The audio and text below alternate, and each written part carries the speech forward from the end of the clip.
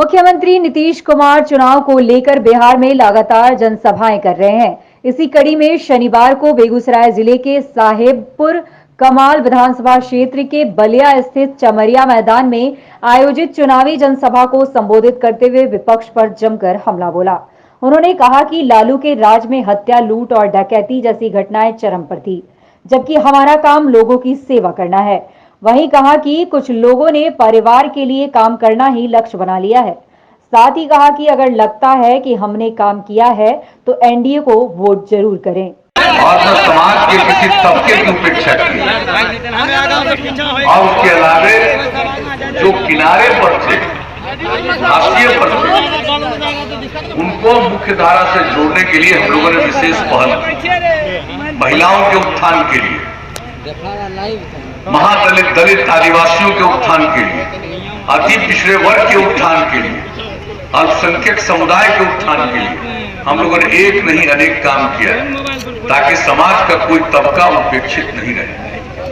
और समाज की क्या हालत थी पहले, जब हम लोगों को काम करने का मौका नहीं मिला था। जो कुछ लोग थे जिनको कितना दिन तक काम करने का मौका मिला और समाज के लिए क्या किया, समाज के उत्थान के लिए कोई काम नहीं किया। अपराध की कितनी घटनाएं घटती थी, नरसंहार कितना होता था, डर के मारे लोग शाम के बाद घर से नहीं निकल पाते थे, आने जाने के लिए सड़कों की स्थिति नहीं थी ठीक। तो ये सब हालत था, कोई पढ़ाई नहीं, इलाज नहीं।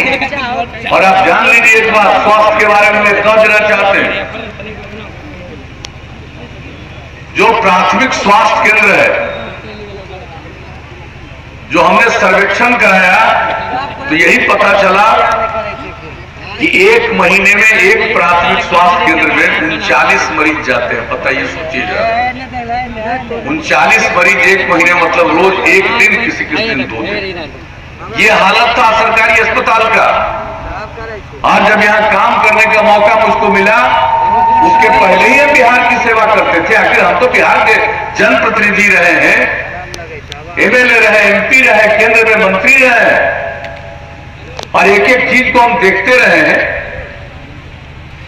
तो जो कुछ भी उसके बारे में पता चलता था, उस समय आकलन करके कि बिहार के जो लोग हैं, गरीब लोग हैं, उनकी आमदनी तो बहुत कम है, लेकिन जो भी आमदनी है उसका सबसे बड़ा हिस्सा खर्च होता है इलाज में, स्वास्थ्य। यानी लोगों को लगता होगा कि भोजन पर खर्च हो रहा, लेकिन उससे भी ज्यादा इलाज पर खर्च होता था। ये बुरा हाल था।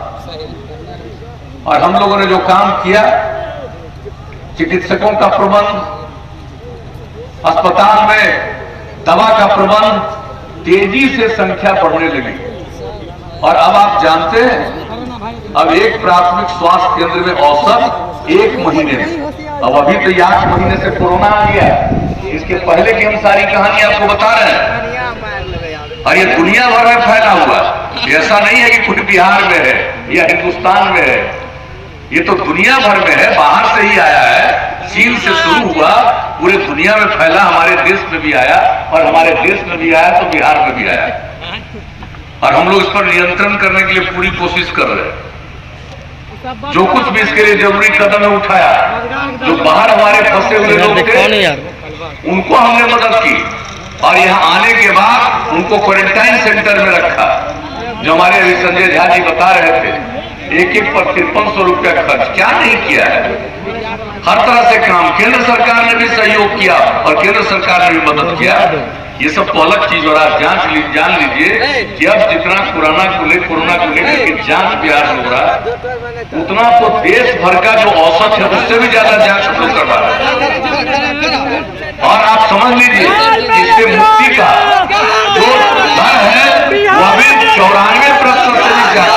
ये सब तो अपनी जगह पर है, लेकिन हम कह रहे हैं कि इसके पहले जो कुछ भी स्थिति थी अस्पतालों की, आपको हम बता रहे हैं 10,000 एक महीने में लोग इलाज कराने के लिए जाते रहे।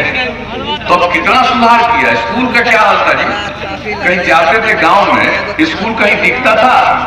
अब कोई गांव बचा हुआ है जहां पर लोगों को पता नहीं चलता कि स्कूल है।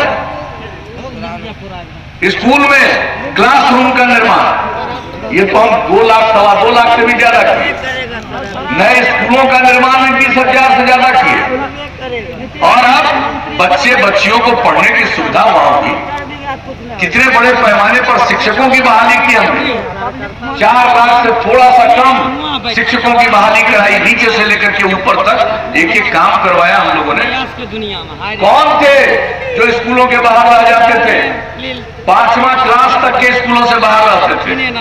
और उसका हमने पता किया तो सबसे ज्यादा स्कूलों से बाहर रहने वाले या तो महादलित थे या अल्पसंख्यक समुदाय के लोग थे। तो हम लोगों ने टोला सेवक और तालीमी मरकज स्वयं सेवक के माध्यम से 30,000 लोगों को रख के बाहर पढ़ा करके स्कूल तक पहुंचाना शुरू किया। और अब स्कूल से बाहर रहने वालों की संख्या न के बराबर है। तो ये सब काम एक एक किया। लड़कियां कितना कम पढ़ती थी, गरीबी के कारण लोग बेटियों को मिडिल स्कूल में भेज नहीं पाते थे 6ठे क्लास में, क्योंकि उसके लिए कपड़े की जरूरत थी और देने की स्थिति में नहीं थे। जब हम लोगों को मौका मिला तो हमने पोशाक योजना शुरू किया और ये सोचा कि 8वें तक सिर्फ पढ़ाएंगे, इसको आगे पढ़ाएंगे, कम से कम मैट्रिक तक पढ़ाएंगे। और जब पता किया कि 9वें क्लास में पूरे बिहार में कितनी लड़कियां पढ़ रही हैं, इतना बड़ा राज्य, इतनी बड़ी आबादी, 1,70,000 से भी कम लड़की थी 9वें क्लास में। और उसका साइकिल योजना बाद में तो लड़कों के लिए हमने शुरू कर दिया और पोशाक योजना पहला क्लास से लेकर 12वें क्लास तक।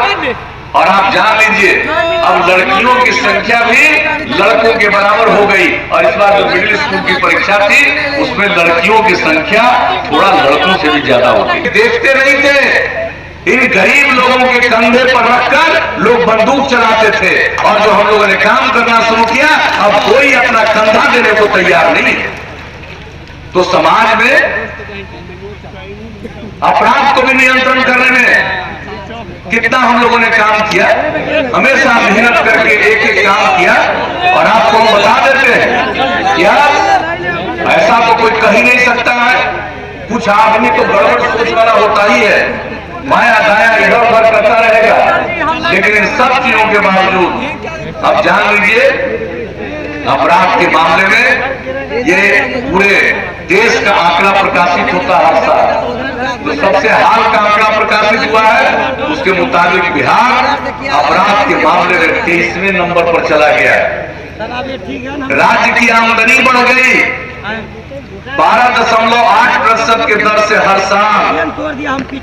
लोगों के आय में वृद्धि हुई।